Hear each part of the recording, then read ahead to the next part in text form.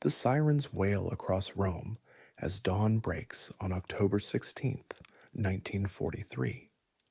You're standing at your window in the Jewish ghetto, watching the street below fill with soldiers, German soldiers, SS soldiers, going door to door, dragging families out, loading them onto trucks. You're not supposed to see this. You're supposed to be asleep in your warm bed, safe in whatever year you're listening from. But we're going back to when Rome was occupied, when the ghetto was a trap, when one man decided that neutrality was just another word for complicity.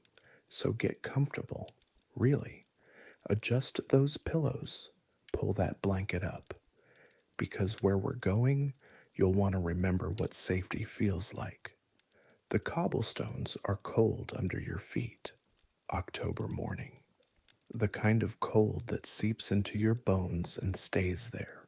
You're 12 years old. Your name is Sarah.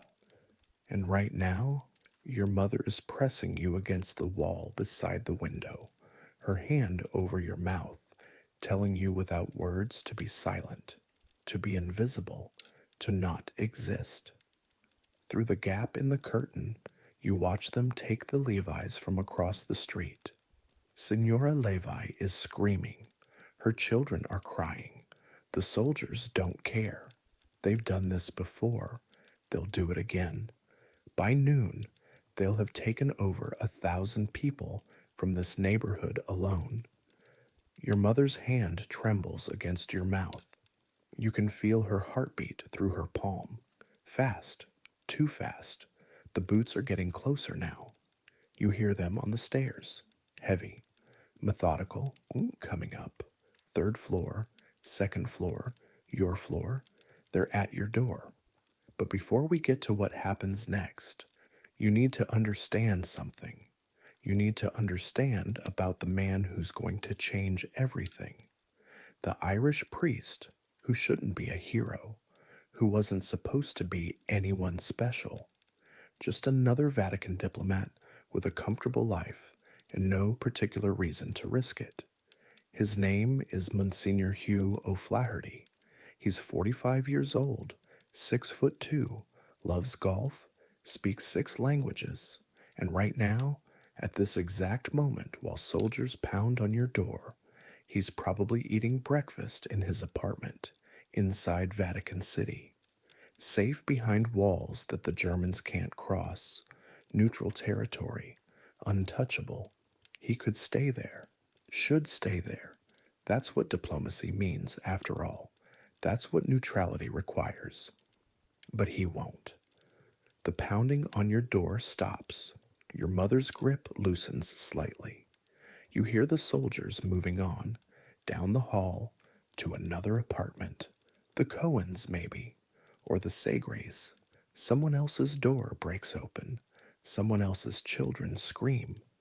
Your mother pulls you away from the window, back into the interior room, the one without windows. She's whispering prayers, or maybe curses. Hard to tell the difference when you're that terrified. You made it through this morning, this roundup, but there will be others. The Germans are thorough, methodical. They'll come back. They always come back, unless someone helps you disappear. Monsignor O'Flaherty finishes his coffee, real coffee, not that ersatz garbage most of Rome is drinking these days. The Vatican has its privileges. Neutral territory means protected supply lines, means the occupation exists on the other side of the walls, but doesn't touch you here. He's dressed in his clerical black, spotless, pressed. His room in the Collegio Teutonico is modest but comfortable, books on the shelves, photographs on the desk, his mother back in Killarney, his sister Anna. Ireland seems impossibly far away right now. Another world, a world where the war is something that happens elsewhere. There's a knock at his door. He knows what it is before he opens it. He's been expecting this, dreading this, hoping it wouldn't come but knowing it would. Henrietta Chevalier stands in the hallway, Jewish, Italian, terrified. She's heard the rumors, everyone's heard the rumors, that the Irish Monsignor might help, that he doesn't ask too many questions, that he has connections. My family, she says, just those two words. But they contain everything.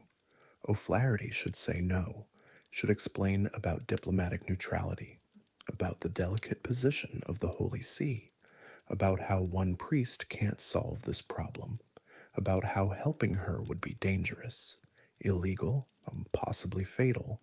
He doesn't say any of those things. Come in, he says instead. Tell me where they are. And just like that, without ceremony or fanfare or any real plan, the most audacious rescue operation of World War II begins in a modest Vatican apartment over lukewarm coffee. Within 6 hours, Henrietta's family is hidden in a convent outside the city walls. Within a week, O'Flaherty has helped 3 more families disappear. Within a month, word has spread through the Jewish community like wildfire. There's a priest who helps, an Irishman, tall, speaks Italian with a Kerry accent, doesn't turn people away. He's going to save over 6,000 lives before this is over. 6,500 people who will live because one man decided that his comfort mattered less than their survival. But right now, standing in his apartment with Henrietta's desperate eyes on him, he doesn't know any of that. He just knows that doing nothing is not an option. Your mother has been asking questions, quietly, carefully. You can't just walk up to strangers and ask where to find help hiding from the Gestapo. That's how you end up arrested, betrayed, dead. But the baker's wife knows someone who heard about a priest, Irish, Vatican, helps people disappear. It takes 2 weeks to make contact, 2 weeks of barely sleeping, of jumping at every sound in the hallway, of your mother teaching you to pack a bag that you can grab in 30 seconds. Documents, money, one change of clothes, nothing else. Leave the photographs, leave the toys, leave everything that makes you a person. When the message finally comes, it arrives through the baker. A time, a place, a church in Trastevere. Not the Vatican itself, that would be too obvious, but a church where a priest sometimes hears confessions late in the evening. Your mother takes you there just before curfew. The streets are darker now. The Germans have strict blackout rules. No lights showing. Move quickly. Don't draw attention. Inside the church, it's even darker. Candles flickering. Shadows everywhere. You can smell incense and old stone and something else underneath it all. Fear. Everyone in here is afraid. A tall figure in black moves through the shadows. Irish accent. You're the ones looking for help? Your mother nods. Can't speak. The words won't come. The priest, O'Flaherty, kneels down to your level. Blue eyes. Kind but serious. What's your name? Sarah, you whisper. Sarah. That's a beautiful name. Named for a princess. He smiles slightly. Well, Sarah, I'm going to need you to be very brave. Can you do that? You nod. You don't feel brave. You feel terrified. But you nod anyway. Good girl. He stands, addresses your mother. I have a place, a convent. The sisters are expecting you. But you need to understand the rules. Once you go, you stay there. No trips back for belongings. No messages to friends. You disappear completely. Can you do that?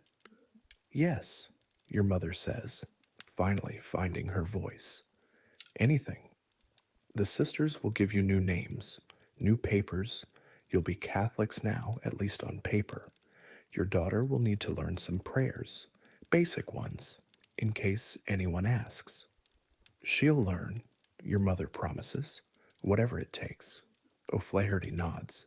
He's done this before, dozens of times already. He knows the routine, the logistics, the risks. One more thing, he says. His voice drops lower, more serious. If you're caught, you don't know me. You found this place on your own. You never heard of any Irish priest. Understand? What about you? Your mother asks. What happens to you if we're caught? O'Flaherty shrugs, that easy Irish shrug that doesn't quite hide the weight underneath. The Germans can't touch me inside the Vatican. That's the one advantage we have. They respect the neutrality, for now. He doesn't mention the white line that will soon be painted at the edge of St. Peter's Square, the boundary between safety and arrest, the line he'll stand at every evening, smoking his pipe, staring down the Gestapo agents who want nothing more than to drag him across it. But that comes later. Right now, he's just helping a mother and daughter disappear into the night. The convent is cold. Stone floors, stone walls. Everything is stone, and silence and the rustle of habits as the nuns move through the corridors like ghosts. Sister Maria gives you your new name, Lucia Romani, Catholic, born in Naples, father killed in the war, mother died of typhus, orphan, tragic but common enough that no one will question it too closely. You practice your new prayers, Ave Maria, Pater Noster, words in Latin that mean nothing to you but might mean survival. Your mother becomes Maria Romani, widow, taking refuge with the sisters while she grieves. Plausible, normal, invisible. The convent is full of invisible people. You realize this slowly. The young woman who helps in the kitchen and flinches at loud noises. The elderly couple who spend all day in the chapel but never take communion. The teenage boy working in the garden who doesn't meet anyone's eyes. All of them hiding. All of them saved by the same Irish priest. Sister Maria brings news sometimes, carefully, in whispers during evening prayers. The network is growing. More safe houses, more people hidden. Not just Jews now.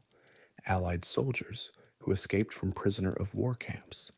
Italian resistance fighters. Anyone running from the Germans? Monsignor O'Flaherty has become quite bold. Sister Maria whispers one evening, as he walks through Rome in broad daylight now. Disguised, of course, sometimes as a street sweeper, sometimes as a coal merchant. Once, they say, he dressed as a nun. She almost smiles at that. 6'2" in a habit. Quite a sight, I imagine. You try to picture it. The tall priest in nun's robes. It should be funny. It's not. It's terrifying. Every time he leaves the Vatican, he's risking death. Why does he do it, you ask? Not quite a whisper. The words just slip out. Sister Maria looks at you, really looks at you. Because someone has to, she says simply. Because doing nothing is also a choice. And the Monsignor decided long ago which choice he could live with. The months blur together. Winter comes. The convent is colder. Food is scarcer. The Germans are tightening their control over Rome. More checkpoints, more searches, more arrests. Sister Maria brings different news now, whispered, urgent. The Gestapo knows about O'Flaherty, has figured out what he's doing.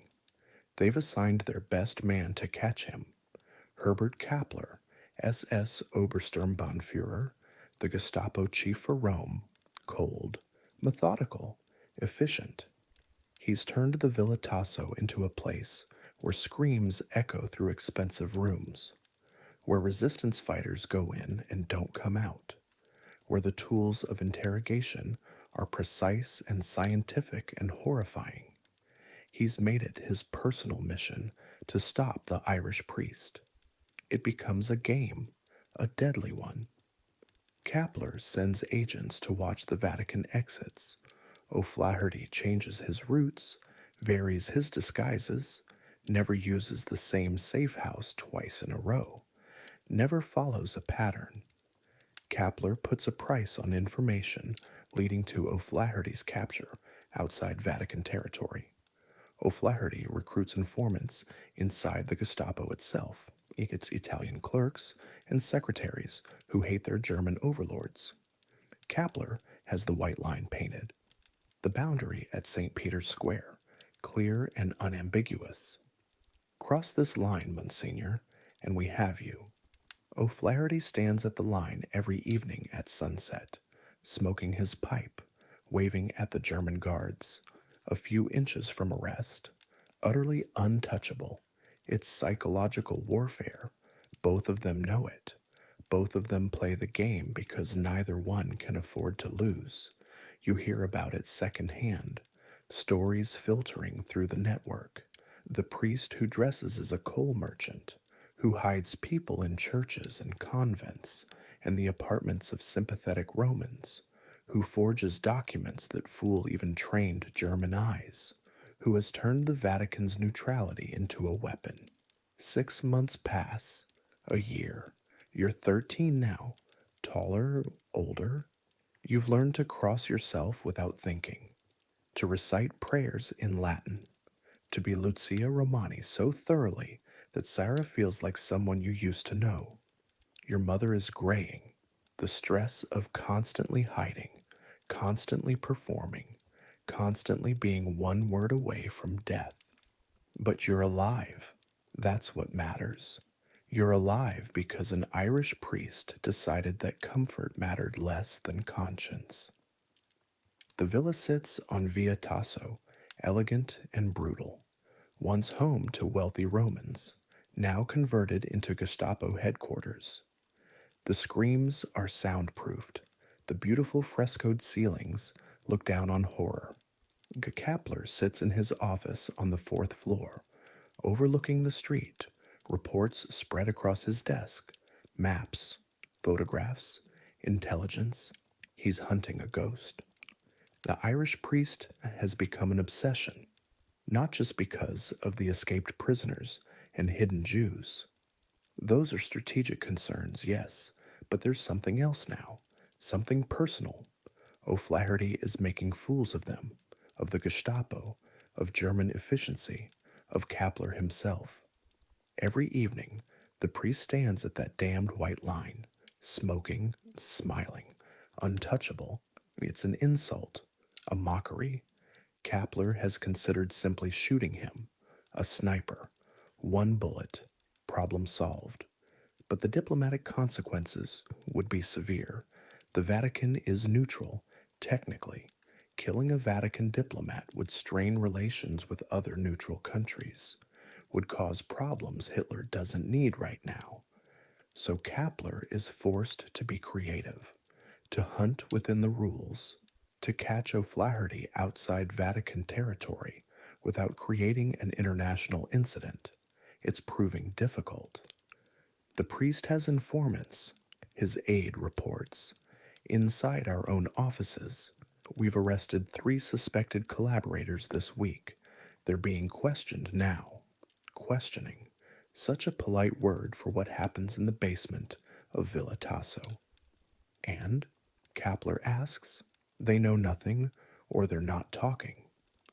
More likely, they know nothing. O'Flaherty is too smart to give his full network to any one person. He compartmentalizes, separates the pieces. No one knows the whole operation except the Irish priest himself. The safe houses, Kapler tries. We've raided 4 this month, all empty by the time we arrived. Someone warns them. Of course someone warns them. The network has eyes everywhere, probably watching this building right now, probably reporting every German movement. Kapler lights a cigarette, stares at the map of Rome spread across his desk, pins marking known Vatican contacts, lines connecting safe houses, red circles around areas of high activity. It looks like a spider web, the Irish priest at the center, threads stretching across the entire city. We know he leaves the Vatican, Kapler says, thinking out loud. He must. He can't coordinate all this from inside those walls, so he's coming out in disguise, which means we need better surveillance, more checkpoints, random searches. The Romans are already complaining about the checkpoints. His aide mentions carefully, let them complain. Kapler doesn't care about Roman complaints. Rome is occupied territory. They'll endure what they're told to endure, but increasing patrols means spreading his forces thinner, means pulling men from other duties, means resources diverted from hunting actual resistance fighters to catch one priest. One very slippery priest. Kapler crushes out his cigarette, makes a decision. Offer a reward, he says. 10,000 lyre for information leading to the priest's capture outside Vatican territory. Make it known in every cafe and shop in Rome. Someone will talk, they always do. His aide nods, leaves to make the arrangements. Kapler returns to his map, studies it. Somewhere in this tangle of streets and safe houses and contacts, there's a weakness, a pattern, a mistake. O'Flaherty will slip eventually. Everyone does. And when he does, Kapler will be waiting. The cat watches the mouse hole and waits. But this mouse, it turns out, is very good at avoiding cats. You see the white line for the first time in spring, 1944 now. The war grinding on, Rome still occupied but the tide turning. Everyone can feel it. The Germans are losing in Russia. The Allies control most of Italy south of Rome. Liberation is coming. But not yet. Not soon enough. Your mother takes you into the city, carefully, with your false papers, to get supplies for the convent. You're Lucia Romani, orphan, Catholic. You've practiced this role for so long it feels true. You're walking through Piazza San Pietro, St. Peter's Square, massive, ancient. And there, painted on the cobblestones, a white line, crisp, clear, about 2 meters from the colonnade. German soldiers stand on one side, Swiss guards on the other. That's the boundary, your mother whispers. Cross it one way, you're in Vatican territory. German laws don't apply. Cross it the other way. She doesn't finish, doesn't need to. You stare at the line. It's just paint, white paint on stone, but it represents everything. Safety and danger, life and death, the thinnest possible margin between the two. And then you see him, tall, black cassock, smoking a pipe, standing maybe 30 centimeters from the line, Vatican side, completely safe, completely untouchable. Monsignor O'Flaherty. You've heard so many stories about him. The priest who saves people, the Irish diplomat who's now the most wanted man in Rome. But seeing him in person is different. He doesn't look like a hero, doesn't look like someone who's saved thousands. He just looks like a priest. A tall one, yes, but ordinary, normal, except for his eyes. Even from a distance you can see them. Blue, sharp, watching everything, missing nothing. On the other side of the line, German officers stand rigid, staring at him, wanting nothing more than to cross that line and drag him across. But they can't. The Vatican is neutral, protected, inviolable, so they stand there, impotent, furious, while O'Flaherty smokes his pipe and waves cheerfully. He does this every evening, your mother whispers, just stands there, reminding them they can't touch him. It's the most aggressive act of passive resistance you've ever witnessed. Not violence, not fighting, just presence, just existing in a space they can't enter, just refusing to be afraid. One of the German officers, older, scarred face, takes a step toward the line. His hand moves toward his pistol. O'Flaherty doesn't move, doesn't flinch, just stands there, pipe smoke curling up into the Roman twilight. The German officer stops, knows he can't cross, knows shooting would create an international incident, knows he's beaten by geography and diplomacy. He turns, walks away. The other officers follow. O'Flaherty finishes his pipe, taps it out against the colonnade, heads back into the Vatican. Just another evening's entertainment. Your mother pulls you away. You need to finish shopping, need to get back to the convent before curfew. But you keep thinking about that white line, that boundary between worlds, and the priest who stands at it every single day, reminding the Germans that some things they cannot control. That night, back in the convent, you ask Sister Maria about it. Why does he do that? Stand at the line? Isn't it dangerous? Sister Maria considers the question. Dangerous, perhaps, but also necessary. The Monsignor needs the Germans to know he's not afraid, that he won't be intimidated, that their threats mean nothing. But what if they shoot him anyway?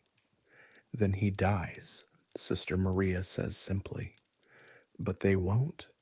They're bound by rules too, by politics and diplomacy, and the need to maintain the fiction of Vatican neutrality.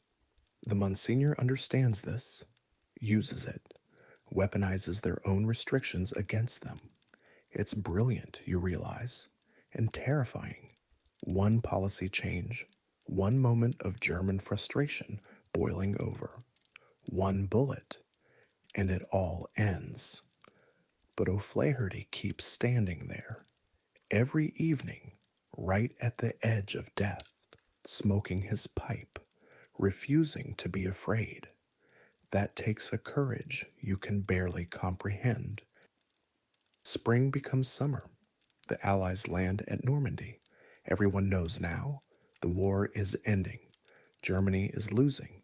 It's just a matter of time. But time can be deadly. The Germans know they're losing. It makes them more dangerous, not less, desperate, vicious, lashing out. In June, they raid a safe house near Piazza Navona, catch 12 people hiding there, execute them in the street, leave the bodies as a warning. Sister Maria brings the news, her face pale. The Monsignor's beside himself, she whispers, blames himself, but there was no way to know. The landlord betrayed them, needed money. The Germans paid well. 10,000 lire for information. Kapler's reward is working. More raids follow. A convent near Termini Station, an apartment in Trastevere, a basement in the Jewish ghetto.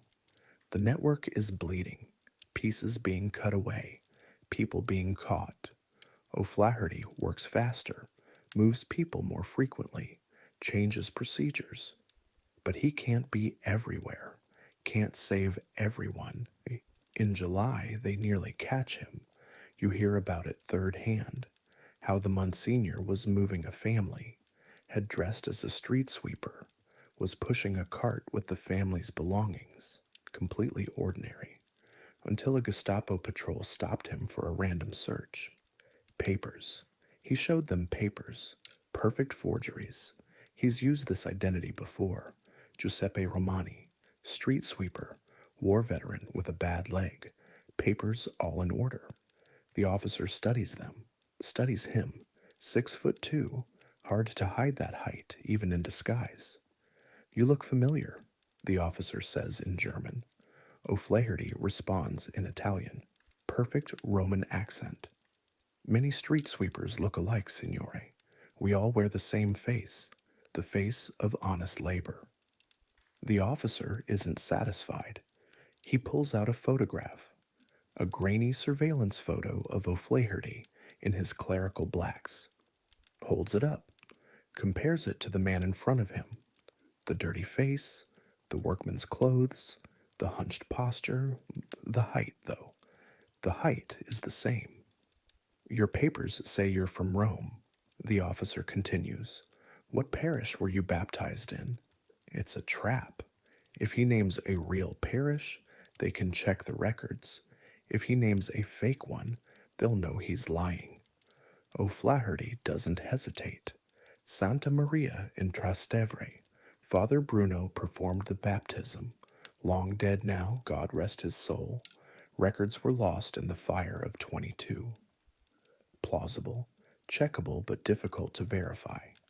The perfect lie built on a foundation of just enough truth. The officer stares at him, long moment, deciding, then hands back the papers. Move along. O'Flaherty pushes his cart, slowly, steadily, not too fast, not showing relief, just a street sweeper going about his business. 3 blocks away, he abandons the cart, changes clothes in a doorway, returns to the Vatican through a side entrance. That's when he realizes his hands are shaking. First time in months. The fear catching up to him hours after the danger passed.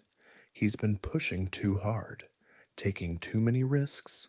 Eventually, his luck will run out. But what's the alternative? Stop? Let people die because saving them is too dangerous? No, that's not an option. Never was. So he keeps going, keeps saving, keeps standing at that white line every evening, reminding the Germans that some things remain beyond their control, even as the net draws tighter. June 4th, 1944, before dawn. You wake to the sound of church bells, not the regular morning bells, something different, urgent, joy mixed with alarm. Your mother is already up, standing at the window. She's crying. What is it, you ask? Afraid. The tears could mean anything. She turns. Her face is wet, but she's smiling. The Germans are leaving. The Americans are coming. Roma is being liberated. You don't believe it at first. Can't let yourself believe it. Too many false hopes. Too many times you thought things would get better, only to have them get worse. But it's true. Throughout the morning, you watch from the convent windows. German convoys racing north. Trucks loaded with supplies and soldiers. They're retreating, running. By afternoon, the first American vehicles appear. Jeeps, tanks, soldiers in unfamiliar uniforms, speaking English, grinning, distributing chocolate to children who barely remember what peace feels like. Rome is free. The convent erupts in celebration, carefully, quietly. Years of forced silence don't disappear overnight. But there's laughter, relief, hope.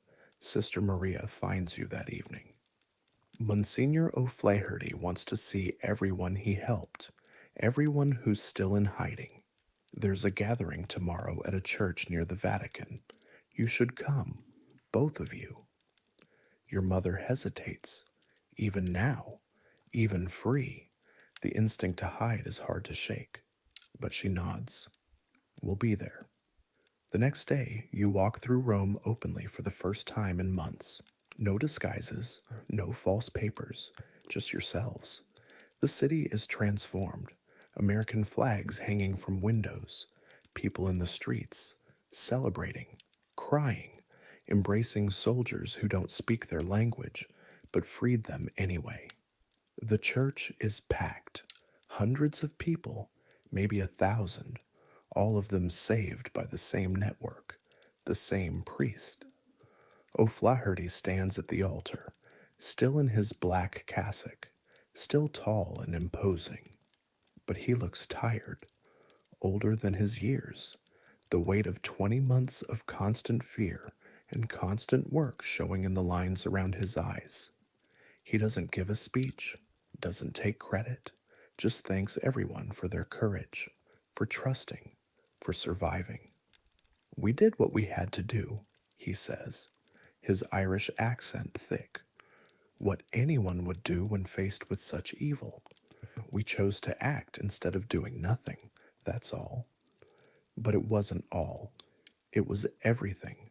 6,500 lives, 6,500 people standing in churches and homes across Rome, breathing, living, surviving, because one man decided his comfort mattered less than their lives. After the gathering, your mother approaches him. You're shy, hanging back, but she pulls you forward. Monsignor, she says, can barely speak. We never properly thanked you. O'Flaherty looks at her, at you, recognition in his eyes. He remembers from that first night in the church in Trastevere, the desperate mother and frightened daughter. No thanks needed, he says gently. Seeing you both alive and safe is thanks enough. What will you do now? Your mother asks. Now that it's over? O'Flaherty considers the question, looks around the packed church, at all the lives he saved, at the network he built, at the impossible thing he accomplished. Return to normal diplomatic work, I suppose, he says. Much less exciting than the past 2 years, though I imagine I won't miss the constant fear of arrest. He's being modest, trying to minimize what he did, trying to return to being ordinary. But you understand now, looking at him, at this tall Irish priest who refused to be complicit in evil, who built an underground railroad right under the Nazis' noses, who saved thousands by simply deciding that doing nothing was not an option. Heroes don't look like you expect them to, don't sound like you imagine. They're just people who, when faced with a choice between comfort and conscience, choose conscience every time, even when it's terrifying, even when it could cost them everything, even when it would be so much easier to just look away. They choose to see, to act, to save who they can with whatever tools they have. That's what O'Flaherty did. Not with weapons or grand plans, just with connections and forged papers and a refusal to accept that some people were acceptable losses. 6,500 lives, 6,500 stories that continue because of him. Families that exist today, decades later, because an Irish priest in 1943 decided that neutrality was just another word for cowardice. The years pass. The war ends completely. Germany surrenders. The Nazis are tried at Nuremberg. The world tries to rebuild. O'Flaherty returns to being an ordinary Vatican diplomat. But the story doesn't end there. In 1946, Herbert Kappler is captured, tried for war crimes, specifically for the Ardeatine massacre, the execution of 335 Italian civilians in retaliation for a partisan attack. He's convicted, sentenced to life in an Italian prison. Everyone expects O'Flaherty to celebrate, to feel vindicated. The man who hunted him is now imprisoned. Instead, the Irish priest does something that shocks everyone who knows him. He visits Kappler in prison, not once, monthly, for years, brings him books, talks with him, treats him like a human being deserving of dignity despite everything he did. The guards don't understand it. The other prisoners are baffled. Why would a man visit the person who tried to kill him, who murdered hundreds, who represented everything evil about the occupation? But O'Flaherty explains it simply when asked. He's a human being, a soul, and no soul is beyond redemption. For 11 years, he visits, talks, listens. Gradually, slowly, Kappler begins to change. The hard SS officer softens, questions what he did, questions who he was. In 1959, on his deathbed, Herbert Kappler converts to Catholicism, baptized by the same Irish priest he once hunted, the man he wanted to arrest and execute, It's O'Flaherty's final rescue, not of a body, but of a soul. He returns to Ireland in 1960, his health failing, the years of stress and constant fear taking their toll. He retires to a small cottage in Kerry, far from Rome and war and underground networks. He dies 3 years later, October 30th, 1963, age 65. The funeral is small, local parishioners, a few Vatican officials. Most people in Ireland don't know what he did. The story hasn't been told widely yet. The people he saved know, though. Letters arrive at his cottage from around the world, from Israel and America and Australia, from the children and grandchildren of people he rescued, from families that exist because of him.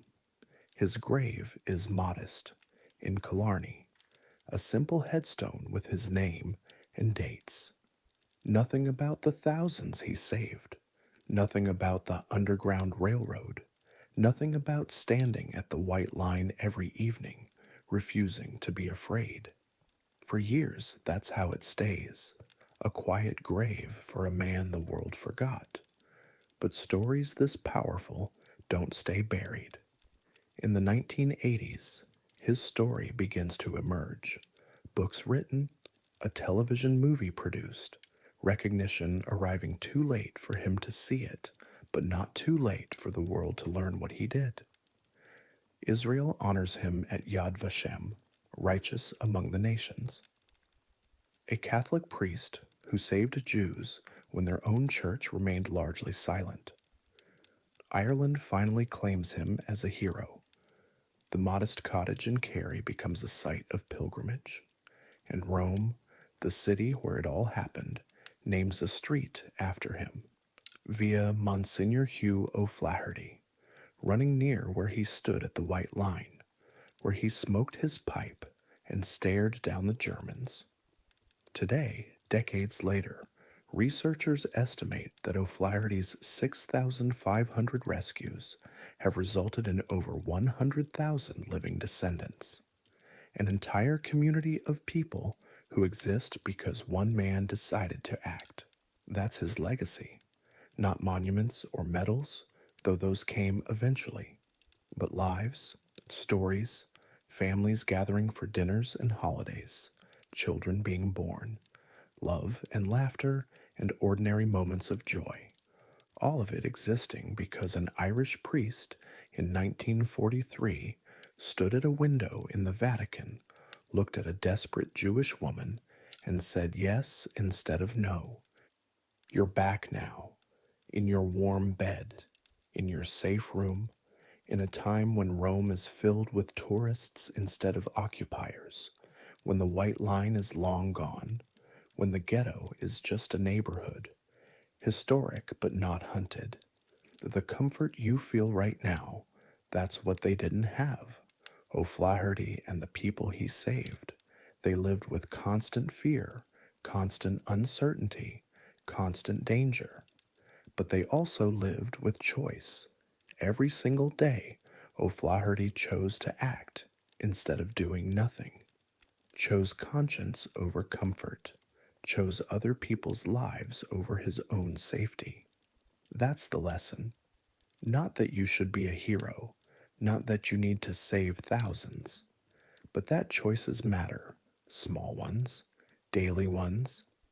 The decision to see suffering instead of looking away, to help when you can, to refuse to be complicit in injustice, even when speaking up is uncomfortable.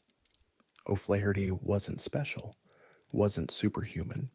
He was just a priest who played golf and spoke multiple languages and happened to be in Rome when history required someone to act. He could have stayed in his comfortable Vatican apartment, could have said it wasn't his problem, could have pointed to diplomatic neutrality and the delicate position of the Holy See and all the very good reasons to do nothing. He didn't. And 6,500 people lived because of it. The world still has moments that require choosing, still has people who need help, still has lines that get drawn between safety and danger, still offers daily opportunities to act or to look away. What will you choose?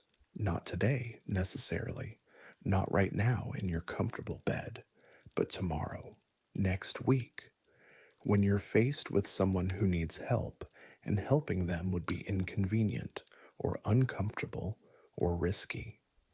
Will you be like the Vatican officials who counseled caution, who worried about diplomacy and neutrality and not making waves? Or will you be like the Irish priest who stood at the white line every evening, refusing to be afraid, choosing action over comfort every single day for 20 months? That's the question his story asks, not just about history, about you, about what you'll do when your moment comes, because it will come. Maybe not with German soldiers and underground networks, maybe just with a person who needs help and a choice about whether to provide it. In that moment, remember O'Flaherty. Remember that heroes aren't born. They're just ordinary people who, when asked to choose between right and easy, choose right, even when it costs them everything, even when it would be so much simpler to look away, even when no one would blame them for staying safe. They choose to see, to act, to save who they can with whatever they have. That's what made O'Flaherty extraordinary. Not supernatural courage, not special abilities, just an ordinary man's decision to be anything but complicit. 6,500 times he made that choice. 6,500 lives, 6,500 stories. What will your number be? Close your eyes now. Let the weight of the story settle.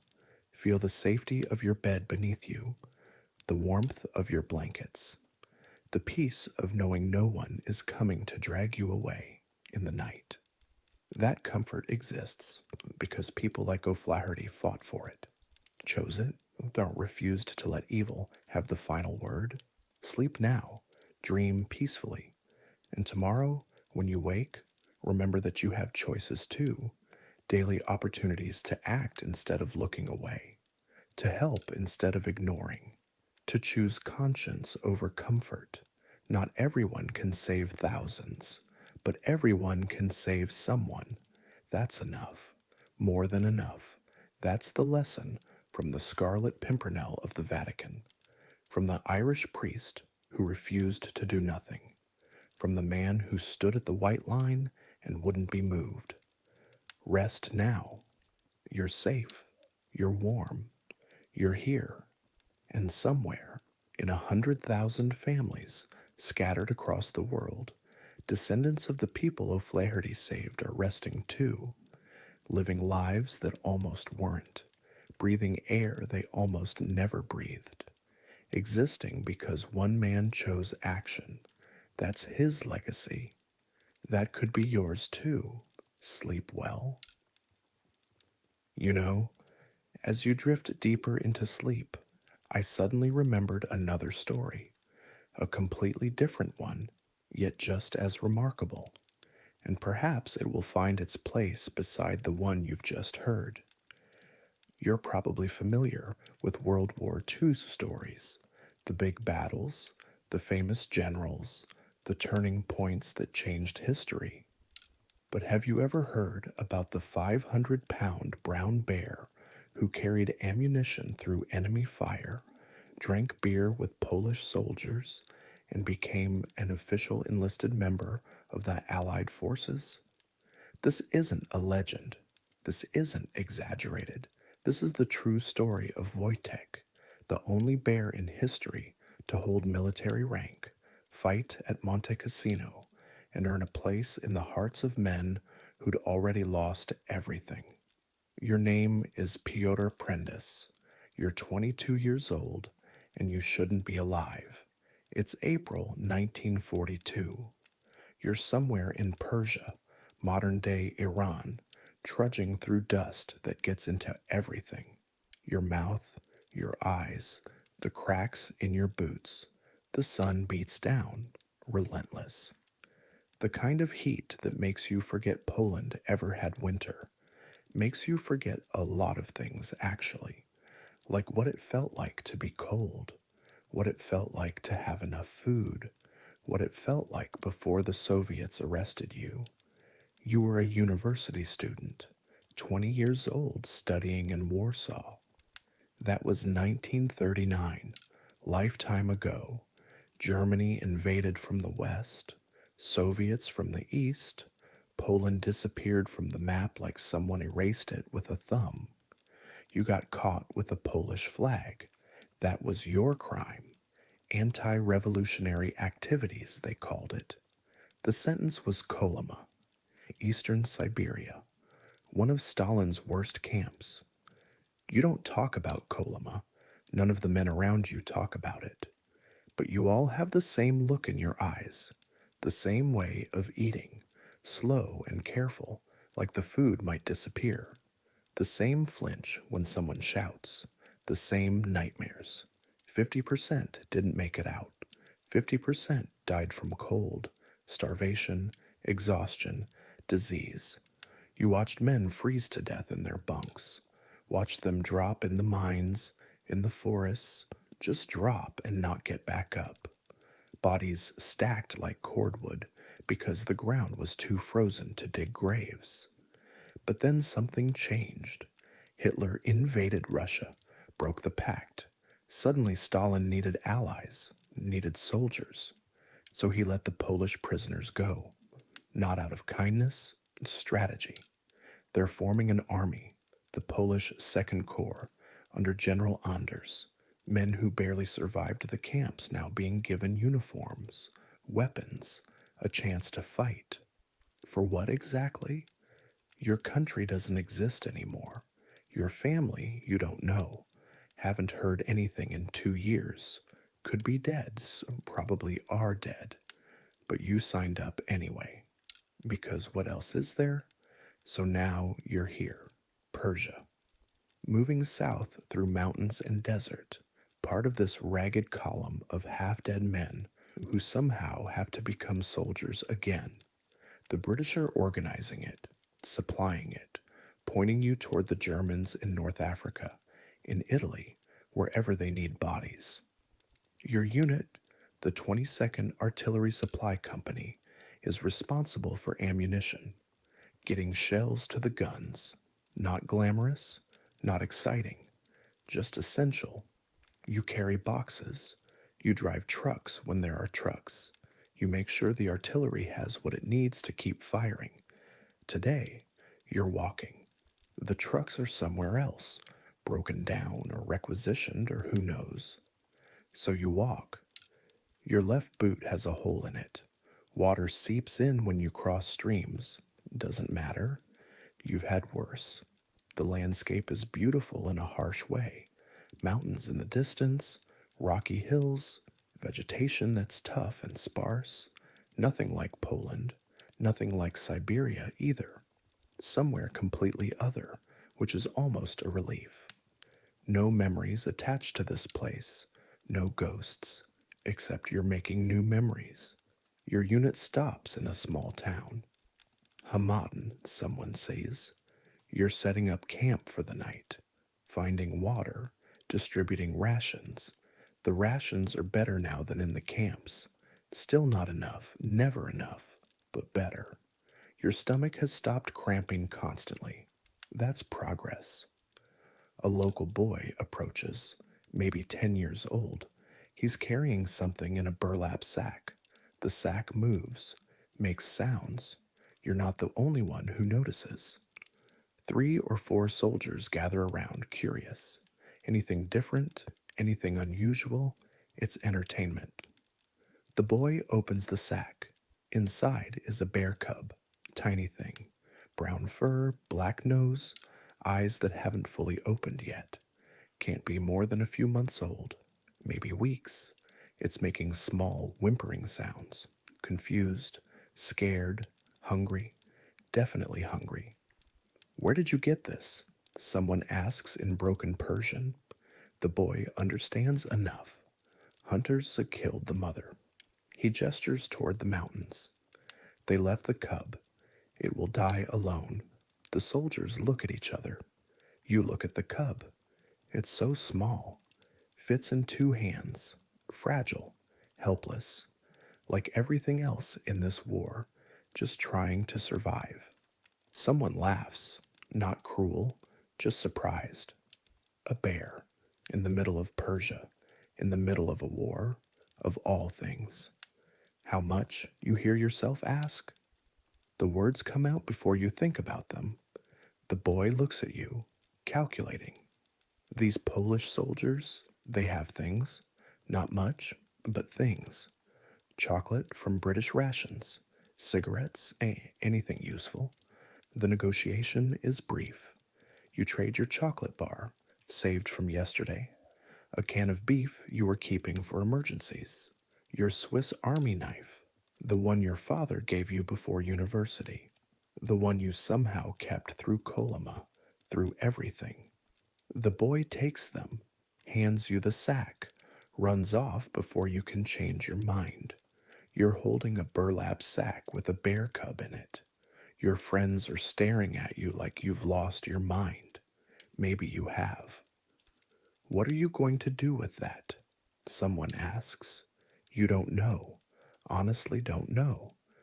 But the cub is making those sounds, helpless and confused, and suddenly it matters.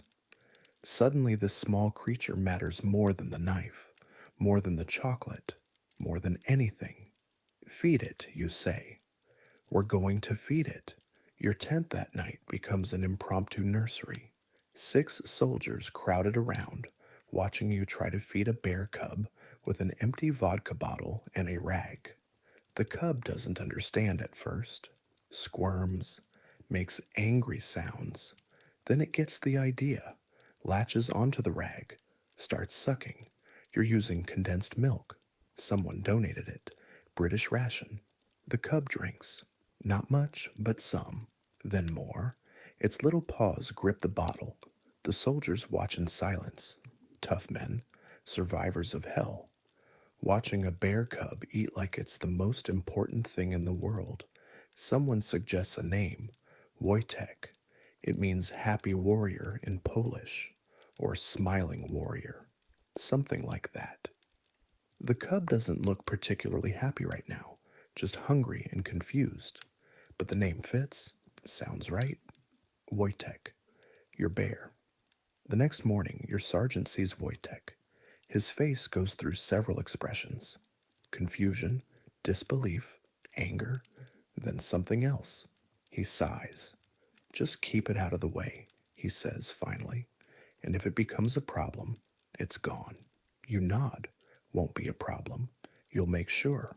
The march continues, south through Persia, then into Iraq. The Polish Second Corps is growing, organizing, training, slowly transforming from a mass of former prisoners into something resembling an army. It's not fast. The men are malnourished, traumatized, sick. But they're alive. They're free. That counts for something. Wojtek travels with you. In the sack at first, then in a wooden box when he gets bigger. He grows fast, alarmingly fast. What fits in 2 hands becomes what fills your arms, then what requires 2 people to lift. The soldiers love him. Everyone loves him. He's something pure in a world of violence and death, something innocent. The British officers who visit the Polish units hear about the bear, come to see for themselves, take photographs. Wojtek becomes minor camp celebrity. He learns behaviors by watching. That's the remarkable thing. He sees soldiers saluting, starts raising his paw when people approach. Not exactly a salute, but close enough. Makes everyone laugh. He sees people showering, starts loving water. Will stand under any stream, any pump, any rain, just stand there enjoying it. And he eats everything: fruits, vegetables, bread, meat, honey, especially honey. The soldiers share their rations, sometimes too much. Wojtek's stomach gets upset, has to learn portion control bear style, but he's growing, healthy, thriving in a way that seems impossible given where you all are, what you've all been through. Months pass. The Polish Second Corps moves to Palestine. Training intensifies. You're going to fight, actually fight. The question is where? North Africa is collapsing for the Germans. Rommel is retreating. The British Eighth Army, Montgomery's army, is pushing them back. But there's talk of Italy, of invading Europe through the soft underbelly. Wojtek is huge now, not fully grown, but big, maybe 200 pounds. Still playful, still gentle, but powerful. You've seen him wrestle with soldiers, careful wrestling, like he knows his own strength. He lets them win, always lets them win, pins himself down, rolls over, makes it a game. One day he finds a scorpion. This is in the Palestinian desert. Scorpions everywhere, dangerous. Their sting can kill. Wojtek picks one up. Soldiers start yelling, trying to warn him. He looks at the scorpion. The scorpion stings him right on the nose. Wojtek drops it, shakes his head, looks offended, surprised, then angry. He kills the scorpion, stomps it. After that, he hates scorpions, declares war on them. Anytime he sees one, he kills it. The soldiers find this hilarious. Wojtek, protector of the camp, destroyer of scorpions. But everything changes in 1943. Orders come down. The Polish Second Corps is deploying to Italy, joining the British Eighth Army for the Italian campaign. This is real. This is combat. Everything you've been training for, everything you've been preparing for, it's happening. There's a problem, though. Navy regulations. No mascots on transport ships. No animals at all. You're shipping from Alexandria to Naples. British Navy. British rules. Wojtek can't come. The soldiers are devastated.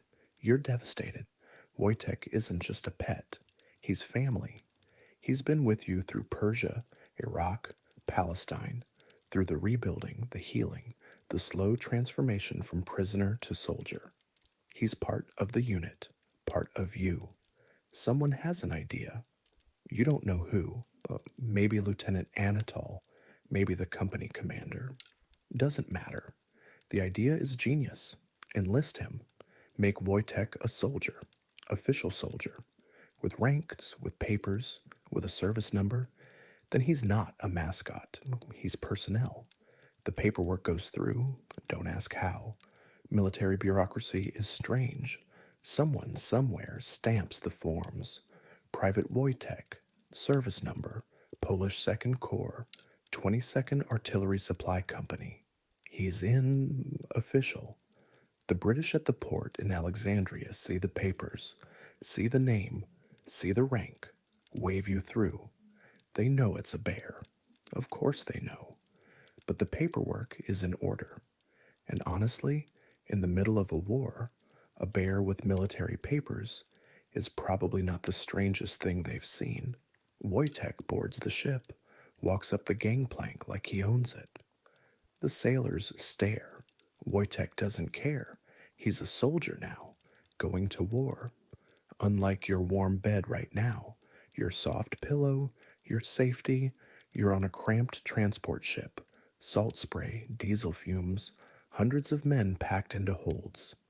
Wojtek gets his own space, sort of. A corner of the deck where he can see the ocean, feel the wind. He loves it. Stands at the rail like a captain, surveying his domain. The crossing takes days. The Mediterranean is choppy. Men get seasick. Wojtek is fine, better than fine. He's fascinated by the water, by the ship, by everything. The sailors bring him scraps, extra food. Everyone wants to meet the soldier bear. You reach Naples in November 1943. Italy is chaos. The Germans are fighting for every mile, every town, every hill. The Gustav Line, their defensive positions across central Italy, is holding. Monte Cassino, the anchor of that line, is considered impregnable. An ancient Benedictine monastery on top of a mountain turned into a fortress by elite German paratroopers. Previous Allied assaults have failed. Thousands of casualties. No progress. The Polish Second Corps is being sent there, to Monte Cassino, to break what nobody else could break. You don't talk about the fear. None of the soldiers talk about it. But it's there. You survived Colima, survived the camps. Now you might die on an Italian mountain, fighting for a country that doesn't exist anymore, for a cause that might be lost. Wojtek seems oblivious. He's thriving, grown to maybe 400 pounds now. Huge, powerful, but still gentle with his human friends. He sleeps in your tent, takes up most of the space, snores like a freight train. You don't mind. The warmth helps. It's the companionships helps more. The company moves north. Slow advance through Italian winter. Cold, wet, miserable. Different from Polish winter. This is damp cold, the kind that seeps into your bones, into your gear, into everything. Wojtek doesn't care. He's got thick fur. The cold doesn't bother him at all. You reach the Monte Cassino area in February 1944. The mountain dominates everything. You can see it for miles. The monastery at the top, white stone, ancient, beautiful. Now it's death. German observers up there can see everything, every movement, every position, every approach. Their artillery is perfectly ranged. Previous attacks walked into slaughter. The Polish Second Corps prepares. Training, reconnaissance, planning. General Anders knows what he's asking, knows the cost. But someone has to take that mountain. Someone has to break the Gustav Line. And the Poles, the survivors of Soviet camps, the men with nothing left to lose, they're the ones chosen. Wojtek is part of the preparations. The soldiers bring him to the forward areas, let him see the terrain.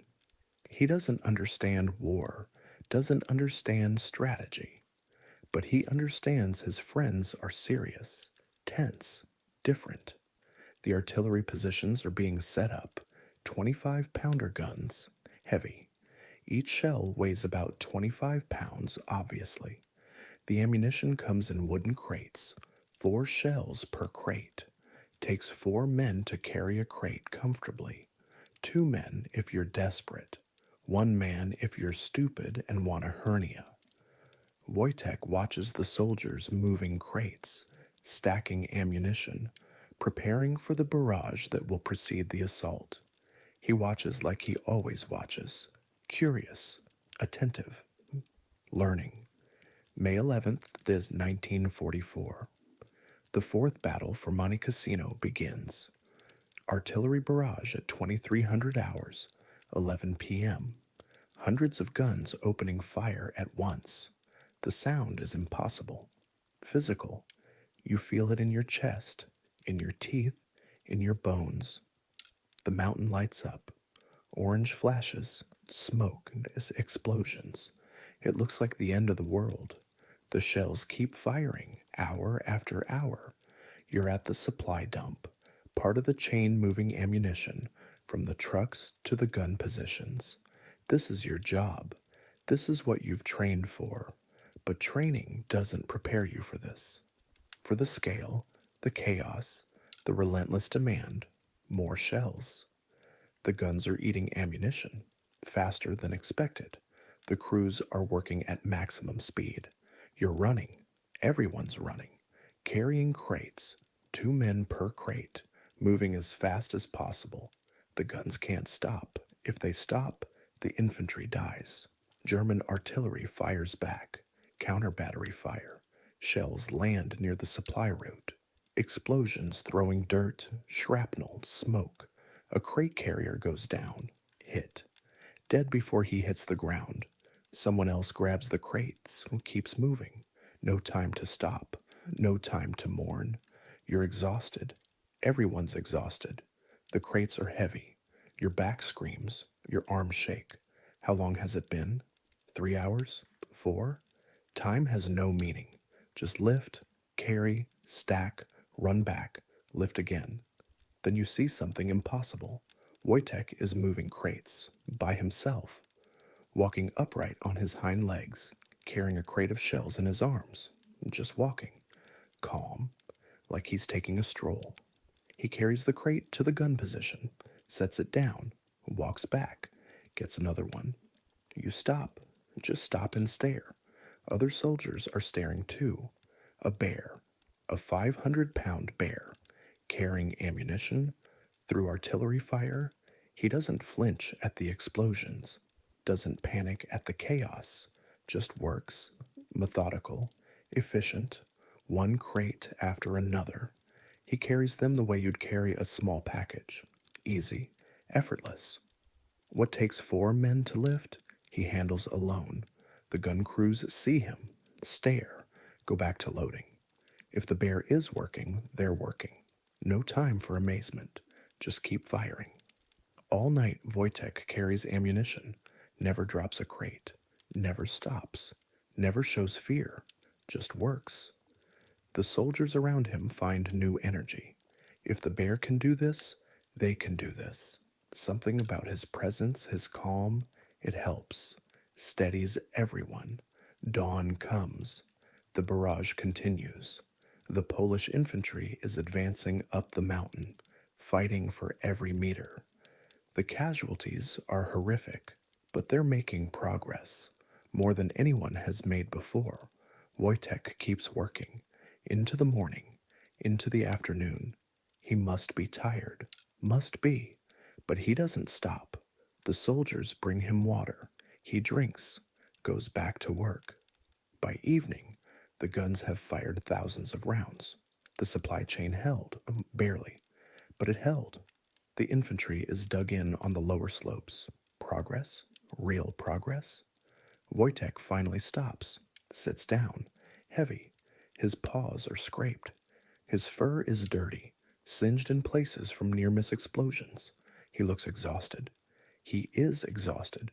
You bring him food, water. He eats, drinks, lies down right there in the dirt near the guns, falls asleep. The soldiers stand guard over him. Nobody says anything, don't need to. What Wojtek did, what he gave, everyone saw it. Everyone knows. The battle for Monte Cassino continues for days, week. The Polish Second Corps pushes forward, meter by meter, body by body. The casualties are staggering. Over 4,000 Polish soldiers killed or wounded. But on May 18th, 1944, Polish soldiers raised the Polish flag over the ruins of the monastery. Monte Cassino has fallen. The Germans are gone. The Gustav Line is broken. The road to Rome is open. Wojtek's role in the battle becomes legend. Word spreads through the Allied forces. A bear carrying ammunition through enemy fire. Officers come to see him. War correspondents, photographers. Wojtek is famous. The 22nd Company gets official recognition. A new unit emblem. A bear carrying an artillery shell. It goes on vehicles, on uniforms, on everything. Pride. That emblem represents more than Wojtek.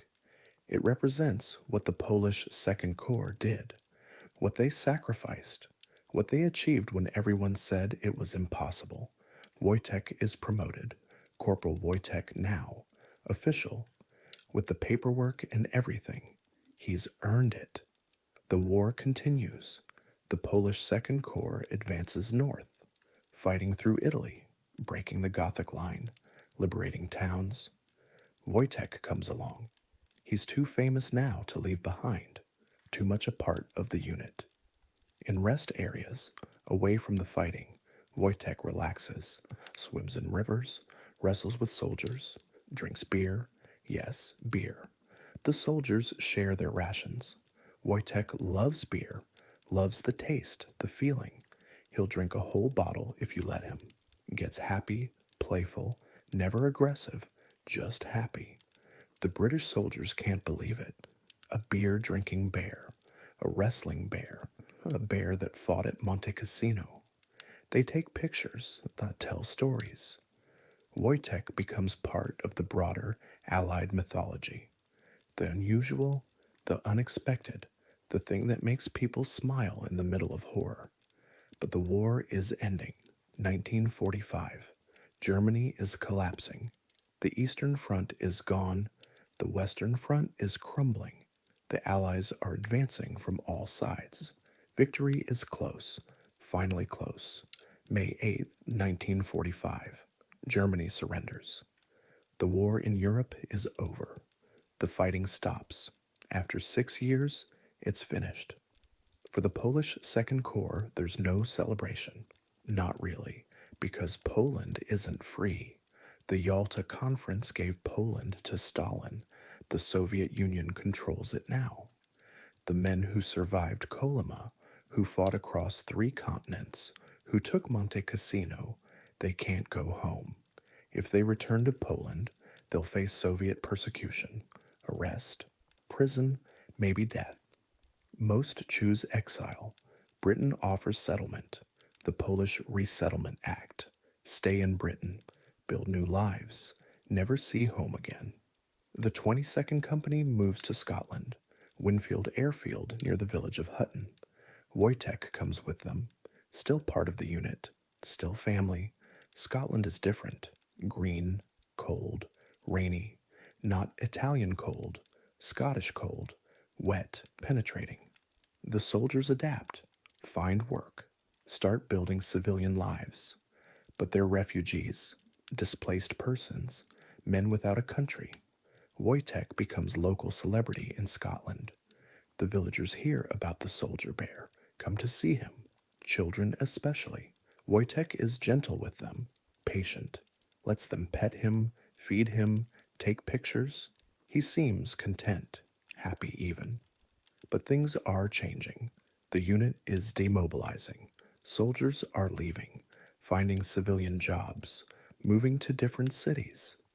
The 22nd Company is dissolving, and Wojtek, a 500-pound bear, can't live in civilian housing, can't be cared for by individual soldiers working factory jobs. The decision is made, November 15th, 1947. Wojtek will go to Edinburgh Zoo, permanent home, professional care. The soldiers hate it, hate giving him up. But there's no choice. They can't keep him, can't provide what he needs. The farewell ceremony is heartbreaking. Wojtek's former comrades, dozens of them, gather at the zoo. They're in uniform, medals displayed. Wojtek is led to his enclosure. He doesn't understand. He just knows his friends are there. He's happy to see them. The soldiers salute. Military salute. Formal. Final. Some reports say Wojtek returned the salute, raised his paw like he'd been taught. Maybe he did. Maybe he didn't. The soldiers want to believe he did. Many of them cry. Tough men, veterans of Kolyma, of Monte Cassino, of 6 years of war, crying over a bear. Wojtek enters his enclosure, looks back. His friends are leaving. He doesn't understand why. The years at Edinburgh Zoo are lonely. Wojtek has food, shelter, care, but he doesn't have his family, his unit, his friends. Zoo staff report that he perks up whenever he hears Polish being spoken, stands on his hind legs, makes the saluting gesture, like he's remembering. Veterans visit regularly, bring him cigarettes, which he still eats, bring him beer when they can sneak it in, sit with him for hours, talking in Polish, telling him about their lives, their struggles, their memories. Wojtek listens. understands in whatever way a bear can understand. These are his people, his family, but the visits become less frequent. The veterans are aging, dying, moving away. Life goes on. The war recedes into history. Wojtek becomes a curiosity. The bear who fought at Monte Cassino. Children come to see him. Tourists. They don't know the full story. Don't know about Kolyma, about the camps, about the men who saved him, and who he saved in return. Wojtek's health declines in the early 1960s. Arthritis, age. He's not young anymore. None of the men who knew him are young anymore. December 2nd, 1963. Wojtek dies at Edinburgh Zoo. He's 21 years old for a bear. Long life considering. The Polish veterans in Britain hold a memorial service. Many attend. Old men now, white-haired, hunched.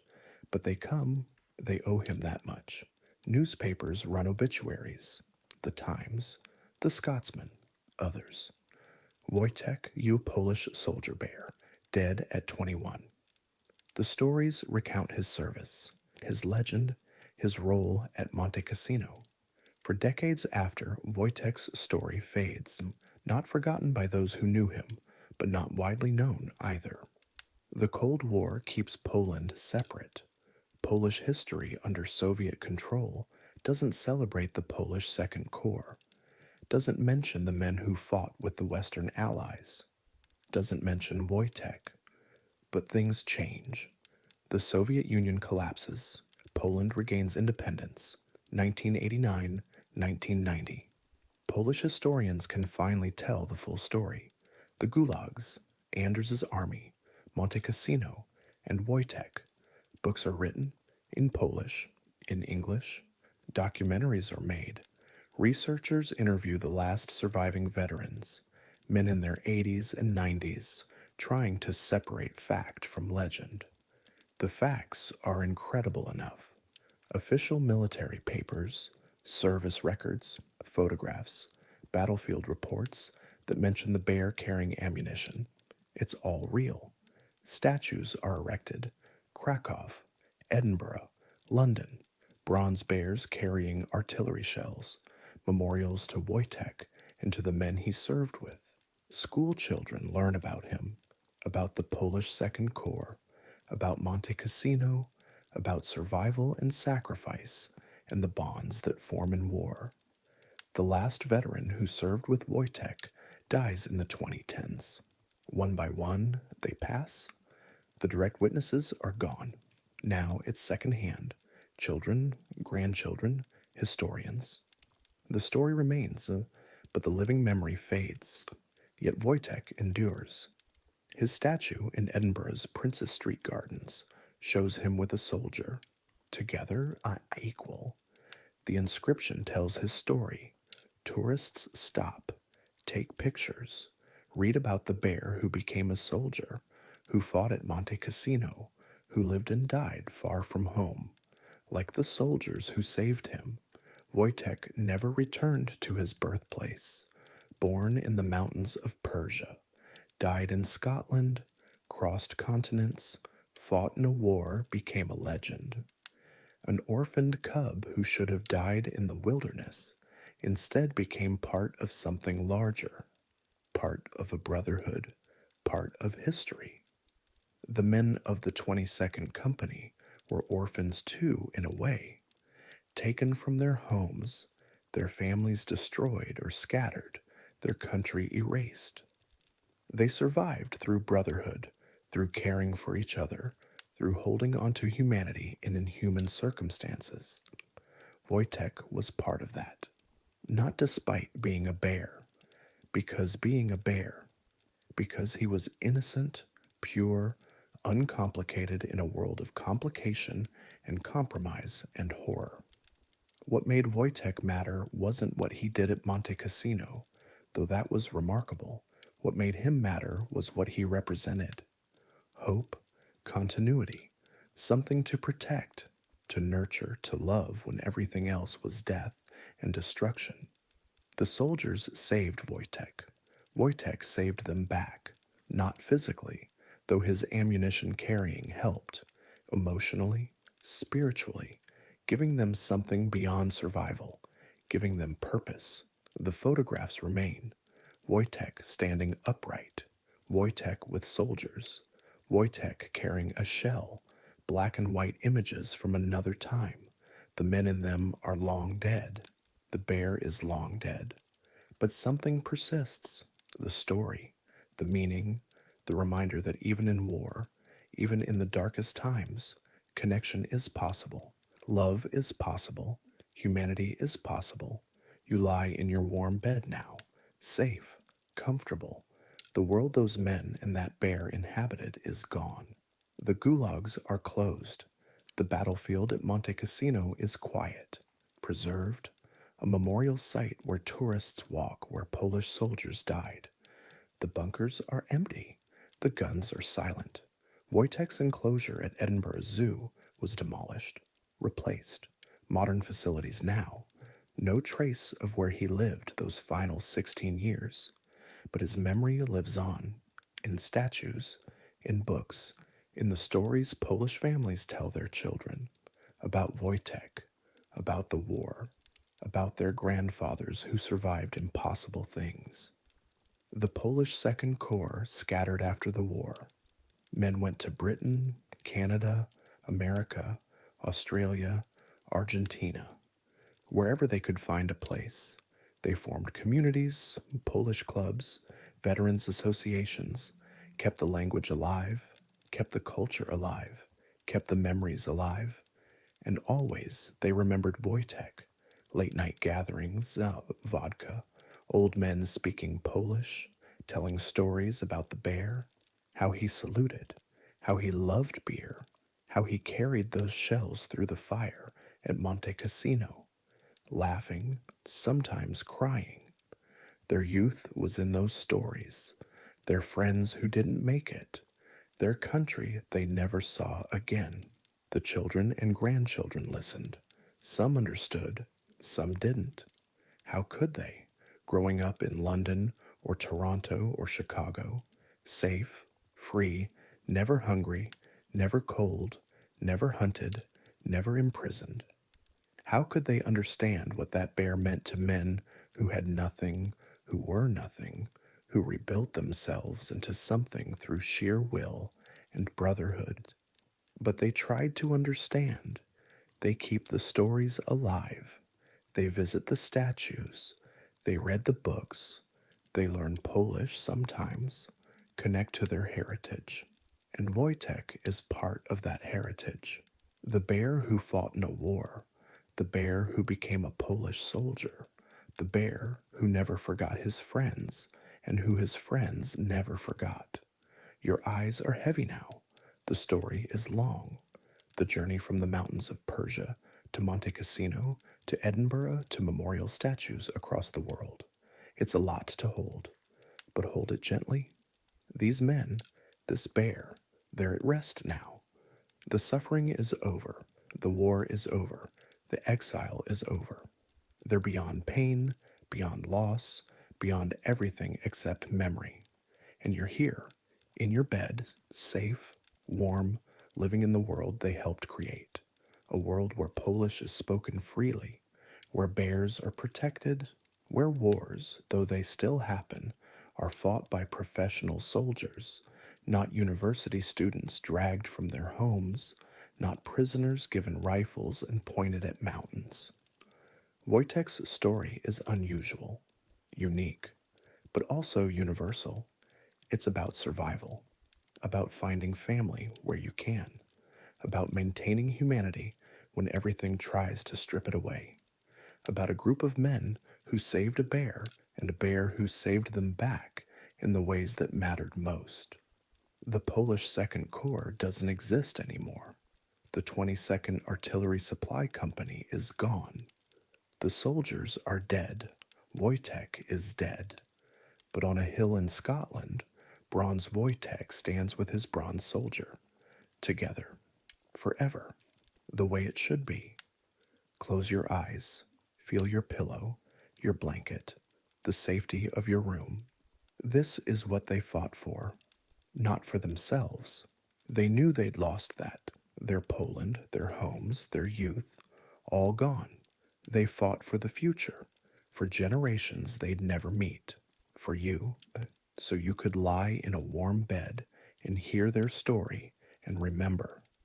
Wojtek carried shells at Monte Cassino, but he carried more than that. He carried hope, carried love, carried the spirits of men who had every reason to give up but didn't, carried the memory of a Poland that was, and the promise of a Poland that would be again. And in that, in being a bridge between despair and hope, between war and peace, between then and now, he became something more than a bear. He became a symbol, a legend, a memory that refuses to die. Sleep now. Let the story settle. Let Wojtek and his soldiers rest in your mind. They're at peace. They've been at peace for decades. The struggle is over. The pain is over. Only the love remains. The loyalty remains. The memory remains.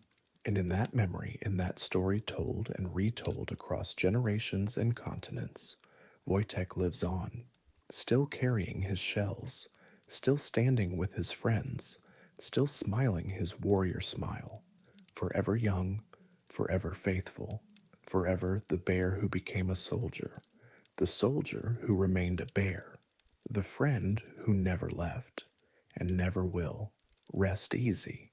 They're resting too, all of them, together, safe at last.